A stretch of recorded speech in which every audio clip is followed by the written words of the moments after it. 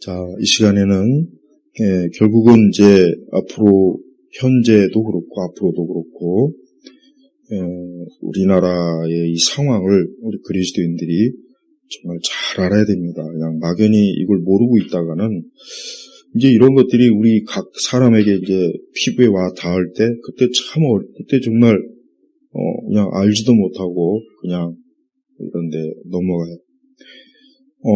그리고 무엇보다도 이제 요즘 이제 저는 이제 박근혜 대통령 때 이제 한 3년 동안 이제 이렇게 열심히 나도 유튜브나 뭐 이렇게 해봤는데 요즘 이렇게 보니까 이 우파 이렇게 이제 길에서 막 이제 뭐 이렇게 하는 게 우리 보면은 조금 안타까운 게 뭐냐면 조금 그냥 정말 그런 일을 하다 보면 막 사람들한테 환호받고 막 박수받고 근데 그러다 보면은 이 사람들이 이렇게 순수하게 정말 이런 나라를 위해서 우파 이런 거 하는 것이 아니라 잘못하면 이게 자기가 거기에 그냥 도취돼 갖고 자기 영광을 위해서 일할 때가 있어요. 요즘은 딱 보니까 그런 것 같아요. 막 흥분하고 막 절제하지 못하고 그냥 막 으쌰으쌰하고 그리고 뭐 마치 자기가 뭐 우파 진영을 마치 다 주도하는 것처럼 이런 게 이제 많이 보여요. 근데 그거는 사실 참 잘못된 거예요. 좀 더 우파들은 가장 아쉬운 게 뭐냐면은 그냥 활동적인 거는 그래도 뭐 많이 하는데 활동만 갖고는 안 되고 이 사회나 국가나 세계가 어떻게 되었는지에 대한 분석과 이해를 잘해야 돼요. 그걸 좀 하면서 이렇게 나가야지 그냥 길거리에 나와서 이렇게 하는 거는 좌파들에게는 하나도 위협이 안 됩니다. 하나도 위협이 안 돼요. 그러니까 아무리 뭐 몇십만 명이 나와도 좌파 진영은 그거 가지고 눈 하나 깜짝 안 해요. 왜? 저들은 이미 모든 체제부터 지적인 체제까지 다 자기들이 주도권을 갖고 있기 때문에 아무리 길거리에서 청년들이 윤호하게 해도 안 돼요. 안 되는 거라고. 근데 이제 그걸 주도하는 사람들은 그걸 모르는 거예요. 이제 자기가 마치 세상을 바꾸고 자기가 마치 뭔가 할 것처럼 하죠. 조금 시간 지나봐요. 아무것도 안 된다는 걸 아마 알게 될 거란 말이에요. 그러니까 그만큼 어떤 이런 일을 할 때는 정말 좀 차분하고 그다음에 좀 더 중요한 것들을 이렇게 해가면서 이게 해야지 그냥 물론 이제 젊고 하니까 이제 그런 힘이 있어서 이제 그럴지 알겠지만 그것보다 훨씬 더 중요한 것은 좌파들의 체제를 어떻게 깰 것인가 이거를 근본부터 파고 들어가야죠. 근본부터 파고 들어가야지 그렇지 않고 그냥 사람들 군중을 동원해서 이렇게 하는 거는 이제는 효과가 없어요. 아무 효과가 없다고. 그러니까 지난번에도 그랬지만 이번에도 그렇고 단 한 번도 이기지 못하잖아요. 단 한 번도 이기지 못한다고. 왜 그러느냐? 이미 모든 주도권은 좌파가 다 가지고 있는 거예요. 그러니까 좌파는 그냥 너희들 길거리에 나와서 소리 지르고 함성 지르고 구호 해라. 그거라도 하면서 살아야 너희들이 스트레스가 좀 줄지. 뒤에서 그렇게 보고 있지. 야, 쟤들 때문에 우리가 위협이 된다. 그런 생각은 조금 더 하지 않는다. 자, 그래서 그러면 좌파들은 지금 어떻게 하고 있느냐. 일단은 우리 대한민국 사회는 일단 문화 자체가 이 좌파들이 깔아놓은 그 코드에 다 점령이 됐다고요. 노래든 프로그램이든 그게 영화든 드라마든 소설이든 문학이든 이미 좌파들이 자기들이 모든 걸 다 깔아놓은 그 판위에서 이 우리나라 사람들이 엔터테인먼트를 즐기는 거예요. 프로야구도 그렇고 프로축구도 그렇고 응원하는 것도 그렇고 남녀노소 50대 60대도 그렇고 10대 20대 30대 40대 다 그 친구들이 어때요? 이미 좌파들이 자기들의 감성 전략을 다 집어넣은 그런 것들이 이미 사람들을 지배하고 있기 때문에 사실 길거리에 나와서 윤호에게는 하는 애들도 이미 좌파적 문화에 이미 많이 세뇌가 돼 있어요. 근데 자기들이 그걸 모를 뿐이라고요. 그래서 우리 한국 사회는 이 사람들이 생각하지 못하는, 사람들이 막 복잡하고 막 논리적이고 합리적이고 이성적이고 좀 더 깊이 막 분석하는 그런 걸 사람들이 못하게 이 문화가 이미 오래전부터 우리 한국 사람들로 꽉 잡고 있단 말이에요. 그러니까 그렇게 아무리 이것이 아니다라고 해도 눈 하나 깜짝 안 하는 이유가 뭐냐. 더 이상 우리 한국 사람들은 생각할 수 있는 그 여지가 없는 거예요. 생각할 수 있는 그런 사람들이 이제 거의 없다고 봅니다. 심지어 정치하는 사람들도, 국회의원들도 마찬가지고 지금 그러다 보니까 이런 상황에서는 아무리 사람들이 길거리에 나와서 막 해도 탄핵 반대해도 사실 안 되는 겁니다. 안 되는 거예요. 왜 대다수의 사람들은 왜 그런지도 사실 잘 몰라요. 그리고 거기 나온 사람들조차도 왜 우리 한국 사회가 이 지경이 됐는가를 전혀 모르는 상태에서 이제 갑자기 이제 어떤 충동적으로 나와가지고 이러면 안 되겠다. 물론 이러면 안 되는데 그럼 이러면 안 되겠다고 소리만 칠 것이 아니라 그럼 앞으로 어떻게 할 것인가 이런 걸 생각해야 돼요. 그래서 좀 젊은 우리 그 대학생들이나 젊은 층들은 이런 좌파를 좌파를 분석하는 책도 좀 많이 읽고 그런 철학이나 어떤 세계관이나 그런 문화 그런 것들을 철저하게 정말 많이 공부를 해야 쉽게 얘기하면 상대방을 알아야 내가 이길 수 있단 말이에요. 이게 기본 전략이에요. 근데 좌파는 우파를 너무 잘 아는데 우파는 좌파를 몰라요. 그러니까 맨날 헛다리 짚잖아. 맨날 저번에도 봐요. 무슨 이번에 나올 거다. 나오긴 몰라요. 난 처음부터 아예 못 나올 거다 생각했는데. 그러니까 많은 우파 분석가들조차도 근데 이제 와서는 그럴 줄 몰랐다는 거, 이렇게까지 사법부가 망가질 줄 몰랐다는 거. 아니 이게 모르는 게 그게 바보지. 그게 뭘 잘하겠어요. 그걸 알았어야지 진작에. 그러니까 처음부터 우파가 이번에도 사법부 거래하지 말라 이거로 들고 나왔어야 되는 거예요. 사법부 니들 거래해가지고 막판에 대통령 파면시키면 알아서 해라.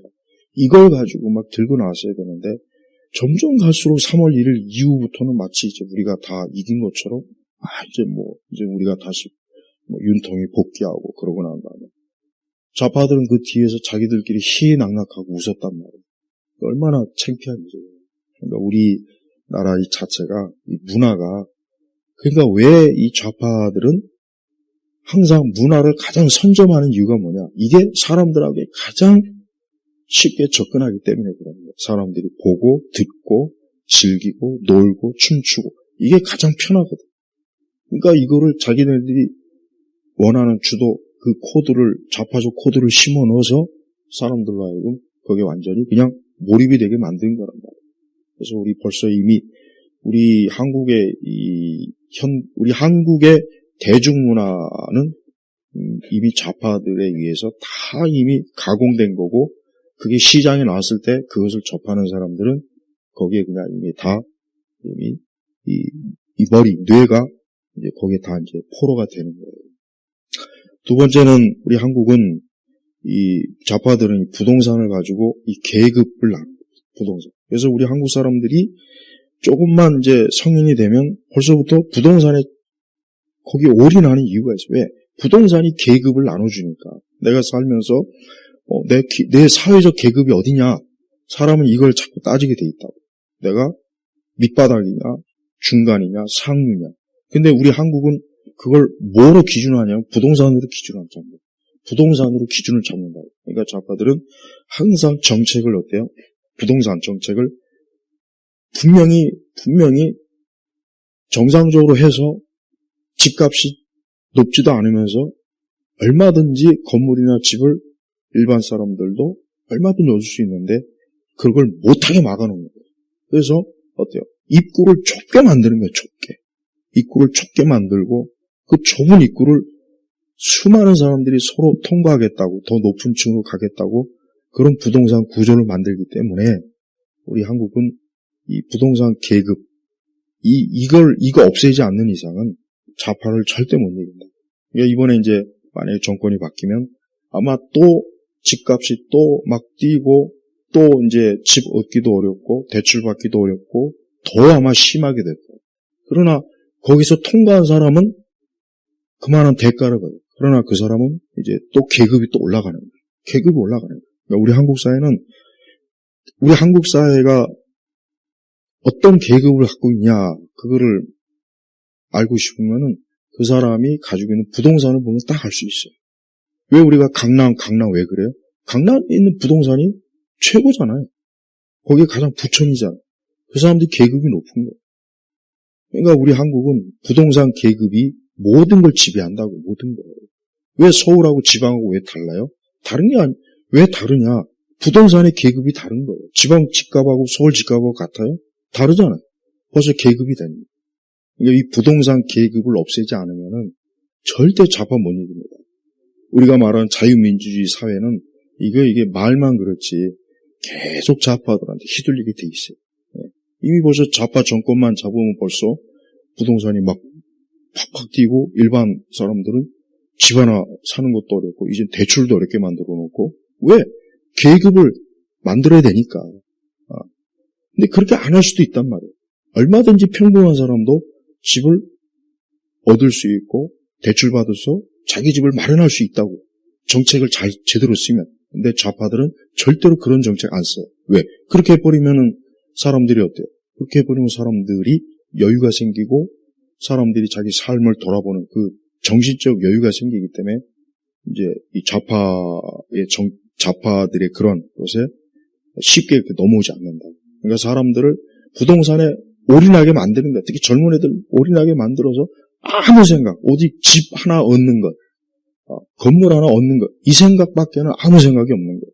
이 나라가 공산화가 되든지 사회주의가 되든지 그건 나하고 상관없다. 나는 집 한 채 얻으면 된다. 아파트 하나 얻으면 되고 건물 하나 얻으면 된다. 이 생각밖에 없어요. 근데 이렇게 만들었단 말이에요. 좌파들이. 응?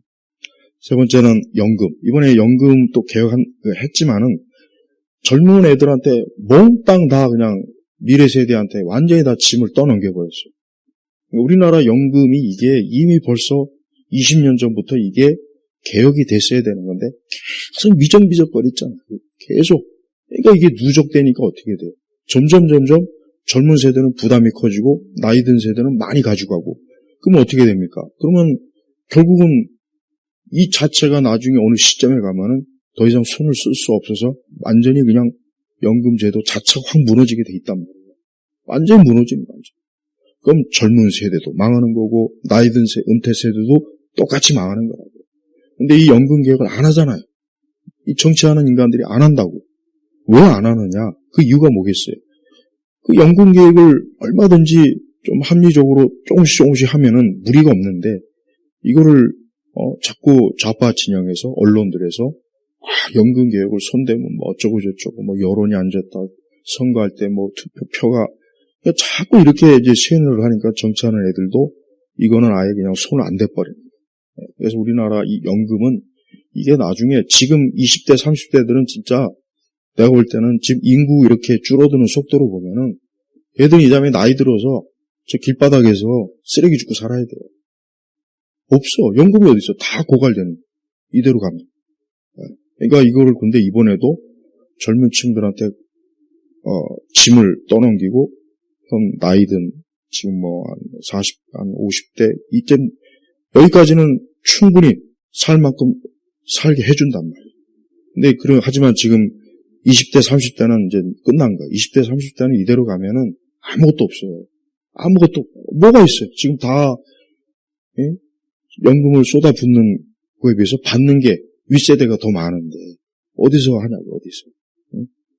그래서 이 연금 그래서 좌파들은 자기네들 집권할 때도 절대 연금에 손을 안 댔어요. 안 댔다고. 근데 박근혜 대통령이 굉장히 중요한 이 공무원 연금부터 몇 가지 건드리니까 거기서 그냥 폭발해가지고 정권을 끌어내리는데 그 요인도 커요. 굉장히 크다고. 그 다음에 이제 이 언론에 대해서는 내가 여러 번 얘기했지만 우리나라 언론 자체가 그러니까 우파 정권은 참 묘한 게 아니 자기네들이 집권을 했으면은 가장 먼저 뭘 두들겨 패야 돼요. 뭘 잡아야 되냐. 언론을 두들겨 패고 잡아야죠. 저거 MBC 왜 저렇게 놔둬? KBS, SBS 왜 그 다음에 조중동부터 해가지고 왜 좌파 주류들이 그 기관에 들어가가지고 왜 좌파 소리를 내게 만드냐. 근데 언론을 조금 이렇게 하려고 하면 뭐 언론 탄압. 걔들은 그것도 들고 나온다. 뭐 언론 탄압. 근데 그 말에 이제 겁에 질려갖고 또 그냥 손을 안 대버리는 거예요. 그럼 언론은 계속 어디로 가겠습니까? 좌파 진영이 계속 언론이 매이게 되는 거예요. 지금도 봐요. 지금도 주로 언론들 보면은 말도 안 되는 그 거짓말로 얼마나 포장을 많이 하고 또 대부분의 사람들은 뭐 유튜브 뭐 영향이 크다고 하는데 천만에 유튜브 아직 그래 영향이 안 커요. 아무리 시청률이 낮아도 사람들은 뭐 주류 YTN, MBC, SBS, KBS 이런 걸 본단 말이에요. 이걸 여기 있는서 나오는 정보를 신뢰하지 유튜브 정보 신뢰 안 합니다. 대다수의 사람들 아직 신뢰 안 해요. 그 다음에 구치소나 교도소 가면 거의 MBC만 봐요.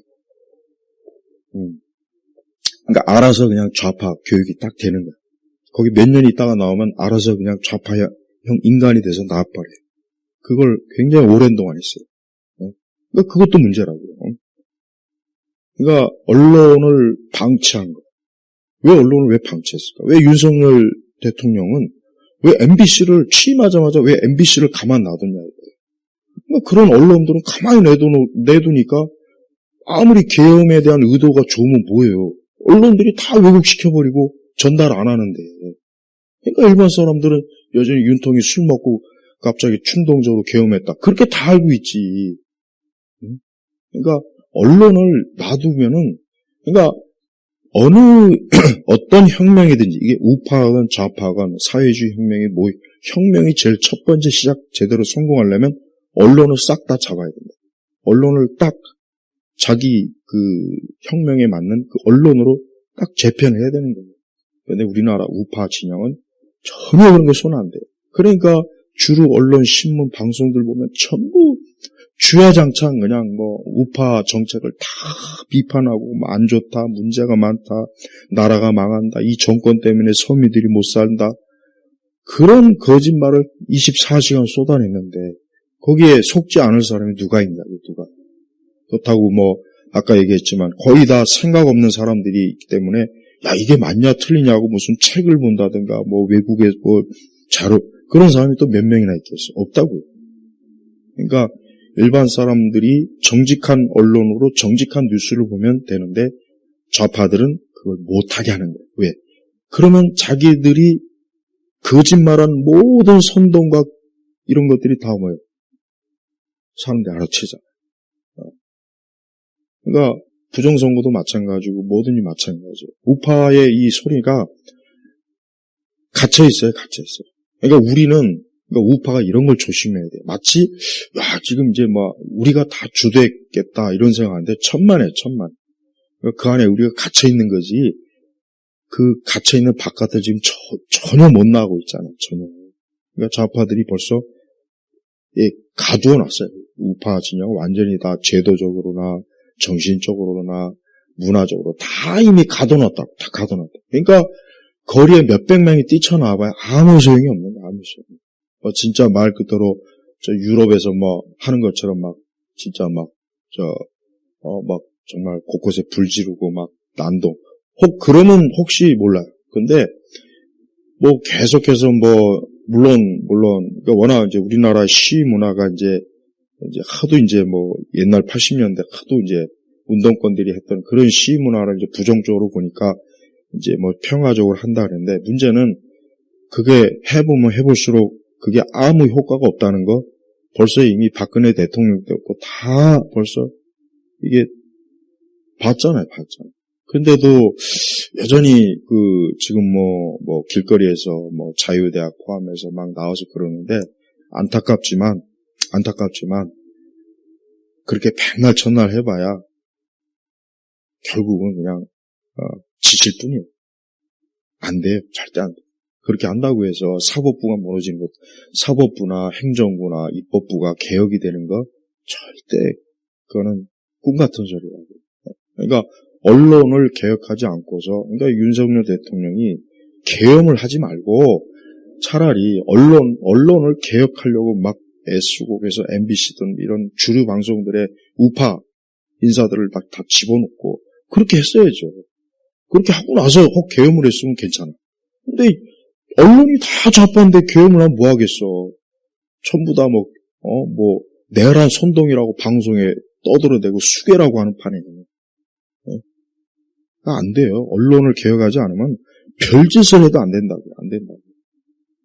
그 다음에 이제 교육 자체가 무력화됐어. 우리나라 교육은 완전히 무력화가 됐어. 그러니까 교육이라는 것 자체가 이건 정상적인 교육이 아니고 종교적, 좌파, 좌익, 사회주의, 빨갱이, 공산주의자들이 우리나라 교육을 다 이미 접수했다고. 사교육, 공교육 다. 사교육도 공교육도 다 잡았다고. 다. 그러니까 그 교육을 받는 아이들이 어때요? 그 교육을 받는 아이들이 생각과 사고 구조가 어떻게 형성이 되겠습니까? 좌파들 아젠다로 다 형성이 돼서 사회에 나오는 거예요. 그럼 그 애들이 나오면 뭐 하겠어요? 나오면은 결국 좌파들을 지지하는 표로 다 바뀌는 거예요. 좌파들의 이게 지지하는 사람들로 다 바뀌어요. 그러니까 지금 이 교육도 왜 이 좌파들이 수십 년 전부터 종교적 포함해가지고 왜 교육에 그렇게 침투하느냐? 교육은 결국 인간을 형성하고 만들기 때문에 그러는 거예요. 교육은 어떤 인간을 만드느냐는 가장 중요한 거예요. 그러니까 그런 교육을 받은 그러니까 정말 말 그대로 자유민주주의의 그 교육을 정말 제대로 받은 애들이 이 사람들이 이 사회에 나오면 이 사회는 알아서 모든 분야가 자유민주주의 체제로 가지만 이런 사회주의나 운동권이나 이런 막스 레닌주의나 이런 이런 요소가 있는 교육을 그걸 12년 동안 받아봐요. 어떻게 되겠나? 대학까지 포함하면 그보다 더 하겠구나. 그럼 완전히 그냥 알아서 좌파형 인간으로 사회에 나와서 걔들은 좌파들이 무슨 말을 해도 그냥 거기에 다 지지해. 무슨 말에 다 지지. 그래서 우파가 하는 말은 무조건 귀를 딱 막아. 뇌가 딱 정지가 돼버린다. 뇌가. 우리나라 교육은 이미 유치원이나 초등학교부터 벌써 굉장히 어떤 자유민주주의 가치를 가르치는 것이 아니라 투쟁하고 싸우고 분열하고 이 사회를 어떻게 하면 시끄럽게 만들까? 이 나라를 어떻게 하면 막 그냥 뒤집어 엎을까? 이런 교육을 심어준다고. 그러니까 제대로 배우지도 못하고 가르치지도 못하고 시험도 못 치고 맨날 평등 교육이라 해가지고 좀 머리 좋은 애들은 공부 더 잘하게 만들어줘야죠. 중국은 영재학교라고 해가지고 1년에 한 2천만 명을 영재를 뽑아요. 그걸 대학까지 추린다고. 그러니까 중국이 얼마나 발전하겠어요. 저렇게 나가면. 근데 우리나라는 영재교육 하면은 기껏 사교육 하고 또 좀 공부 잘하는 그런 학교나 이런 걸 만들려고 하면 또 교육의 불평등 아니 이런 식으로 또 들고 나온다고 좌파들이. 그러니까 머리 좋은 애들이 더 공부를 잘하게 만들지 않고 머리 좋은 애들을 돌머리 애들하고 같은 수준으로 딱 만들어 보는 거예요. 발전이 있어요. 인구도 작은데 더군다나.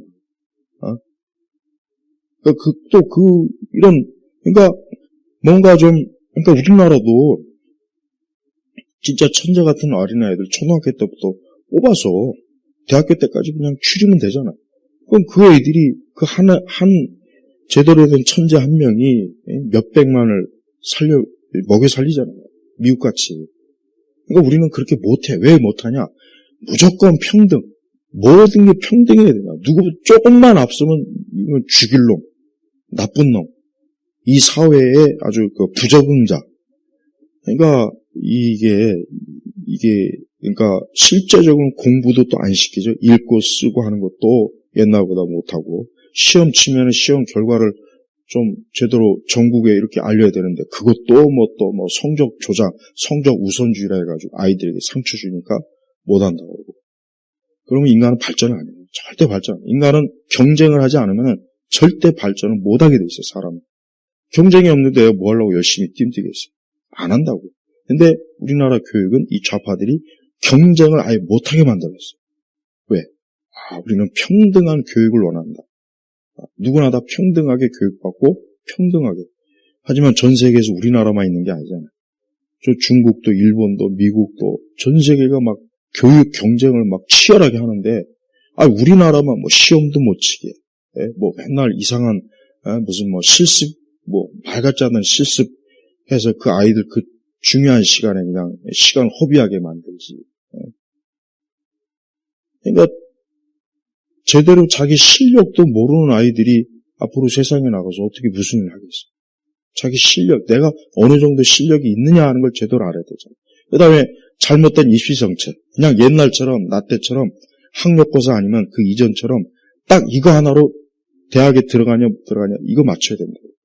근데 온갖 편법으로 대학을 들어갈 수 있는 분을 다 만들어 놓고, 그러니, 그러니까, 왜 그런 정상적인 공부를 해서 가는 것이 아니라, 뭐 연줄, 뭐 온갖 뭐 교수를 통해서 뭐 아빠 특혜, 엄마 특혜, 뭐 이 조국 사태가 그런 거 아니어서. 근데 난 조국 사태 때 그렇게 막 조국에 대해서 막 이렇게 뭐랄까 좀 여론을 그 국민들 중에 조국을 막 이렇게 비난하는 사람들 보면은 좀 뭐가 문제가 있냐면 조국이 문제가 아니라 조국이 그런 우리 교육제도를 이용할 수 있게 하는 이 교육제도를 누가 만들었느냐. 이걸 봐야죠, 이거를.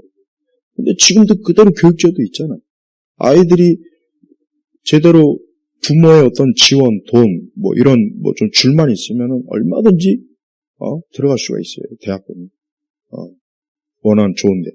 근데 그 정도 할 수 있는, 우리 한국에서 그 정도로 좀 해줄 수 있는 부모가 그렇게 많지는 않겠죠. 그러니까 교육의 진짜 불평등. 그러니까 고시도 없앤 거예요. 고시를 왜 없애? 고시가 있어야 된다고요. 그 개천에서 용이 나야 된단 말이에요. 근데 고시 누가 없앴어요? 노무현이 없앴잖아요. 노무현 지는 고시로 변호사 되고 나중에 대통령 됐는데 그걸 왜 없애냐고요. 로스쿨은 미국 같은 데나 되는 거지. 우리나라 무슨 로스쿨이 뭔 필요가 있어요. 자기가 법 공부해서 그다음에 뭐 판사 검사 되고 싶다. 그런 애들만 지 인생 지가 사는 거예요. 그거 뭐 평생 고시 공부를 하든 말든 그거 왜 신경 써? 무슨 고시낭인? 아니 남의 인생 왜 신경 쓰냐고. 그건 자기가 선택한 거지. 고시낭인이 되든 말든 그거 왜 참견하냐고. 근데 뭐 고시낭인이 어쩌고 저쩌고 그러니까 로스쿨 누가 만 가요? 돈 없으면 로스쿨 못 가요. 절대 못 가요, 로스쿨은. 결국 법 쪽에도 이미 보세요. 특권층들만 법 쪽에 가게 이미 시스템 딱 만드는 게 고시를 없애버립니다. 그러니까 고시대도 다시 부활해야 돼요. 로스쿨 좀 없애버려야 되죠. 저게 계속 있는 한 우리 한국 사회는 이 계급의 이 불평등은 더 심해진다. 머리 정말 좋은 애들이 판검사 되고 또 제대로 된 검사 이런 게 돼야 된단 말이에요. 근데 돈만 많으니까 그러니까 로스쿨 출신들이 옛날 사시 출신보다 훨씬 떨어져요. 법 전문 그런 그 능력이 떨어진다.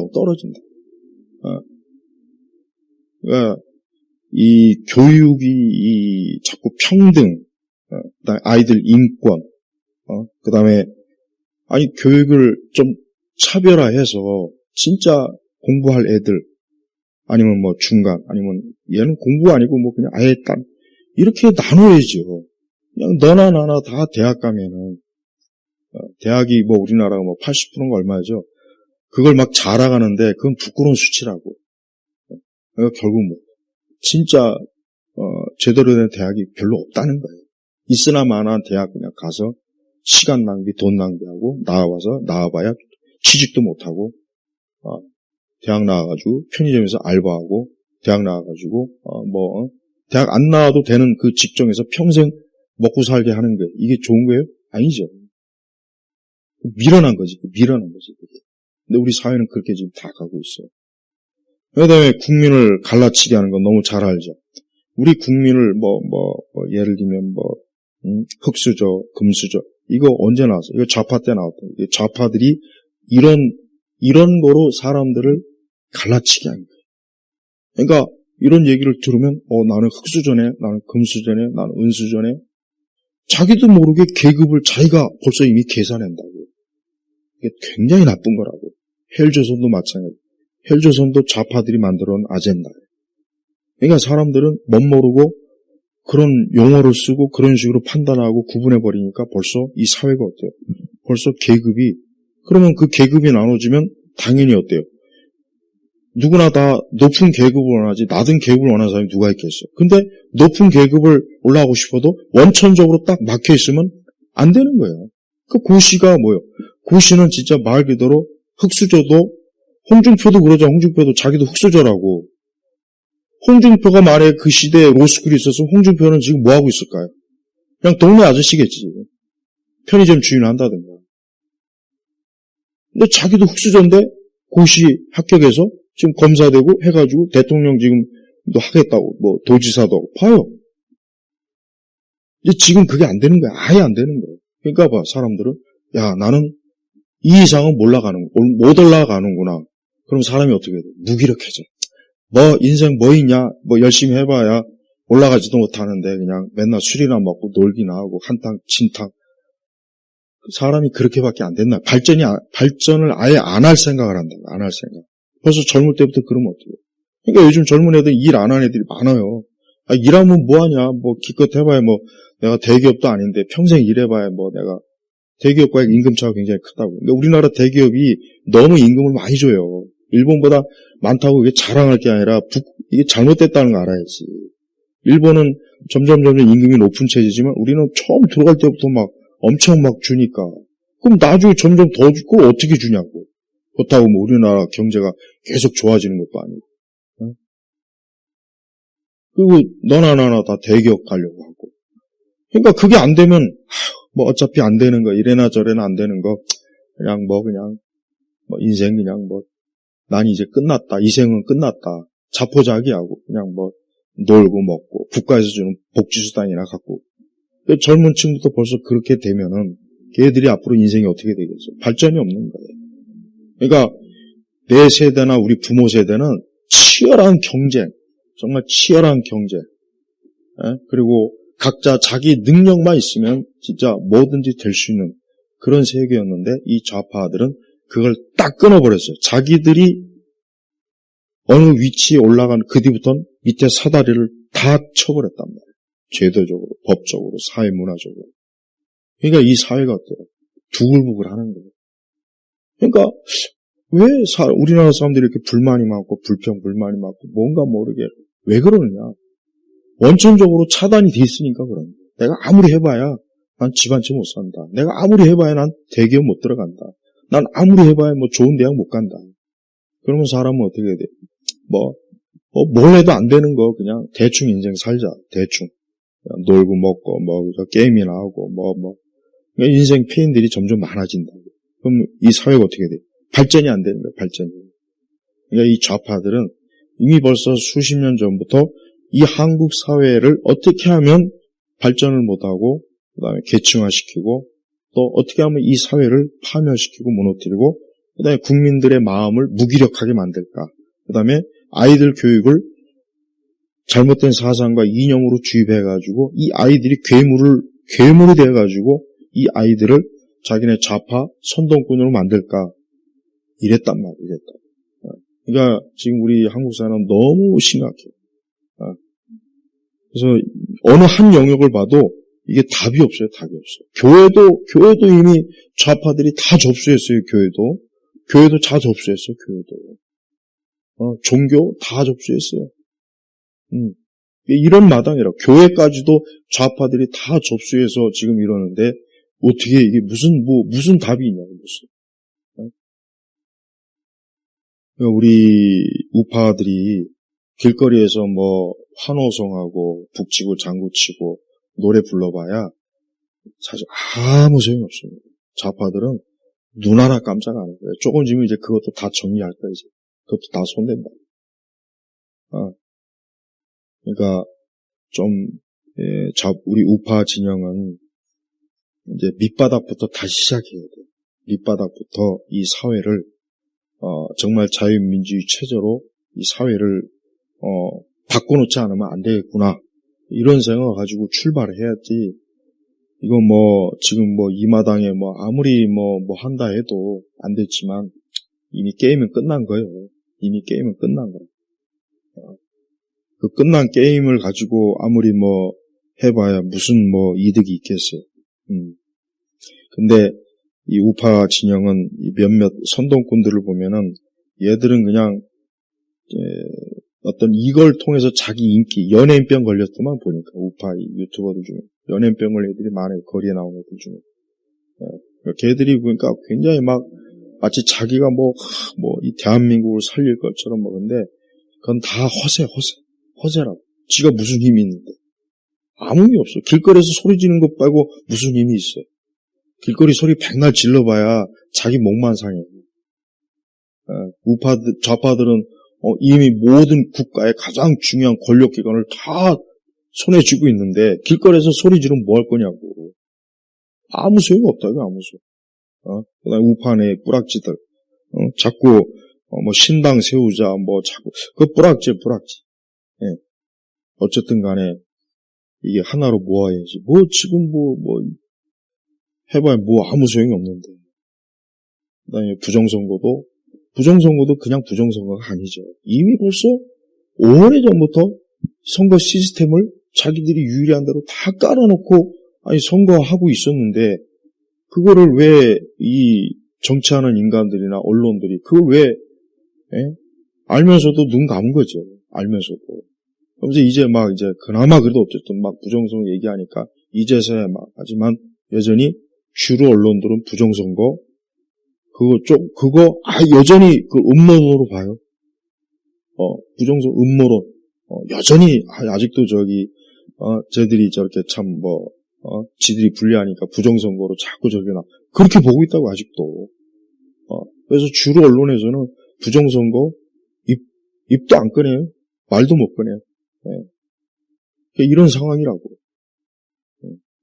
우리 한국 사회는 지금 내가 판단하기에는 더 이상 어떤 소망이 없어요.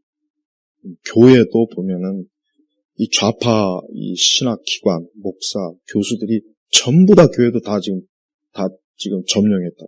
다 걔네들 지금 손아귀로 다 넘어갔어요. 그러니까 교회도 봐요, 지금. 지금 이런 시국인데도 다 편하게 앉아갖고, 그냥 자기네들, 자기 멋에 취해가지고, 무슨 영성훈련이니, 정신 나간 거지, 그게. 그러니까, 우리 한국 사회는 안타깝지만, 이젠 더 이상 이제 올라갈 일은 없고, 이제 내려온 일만 남은 것 같은데. 그럼 이 죽어나가는 사람 누가 죽어나가느냐? 중하 계층은 죽어나가죠. 오직 특권층, 얘네들만 이제 더 많은 것들을 움켜잡을 수가 있는 거예요. 그러니까 우리나라 잘못하면 필리핀 같이 돼버렸어요. 필리핀은 5대 가문이 필리핀 국부의 거의 80%를 다 잡고 있다. 5대 가문. 이것들이 계속 지들끼리 대통령 해먹고 국회 해먹어요.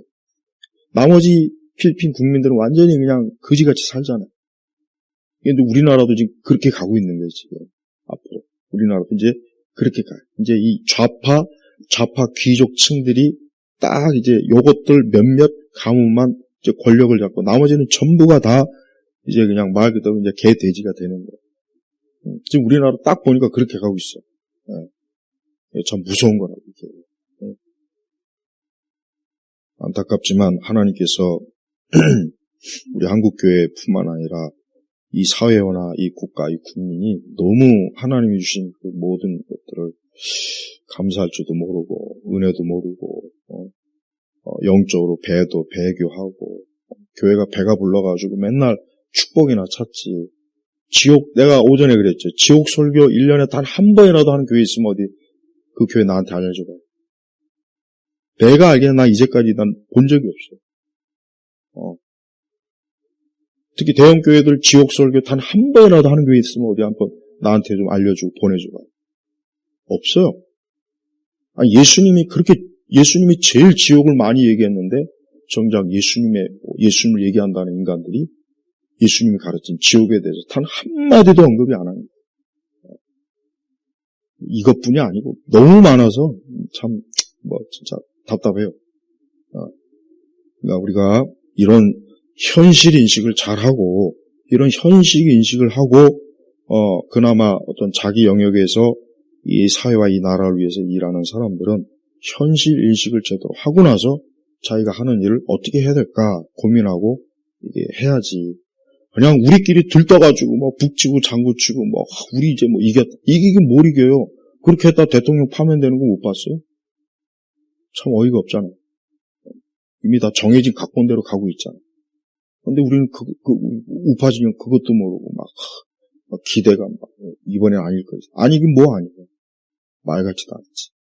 그러니까, 우리가 좀 지혜롭게, 뱀처럼 지혜로울 필요가 있어요. 자, 마치겠습니다.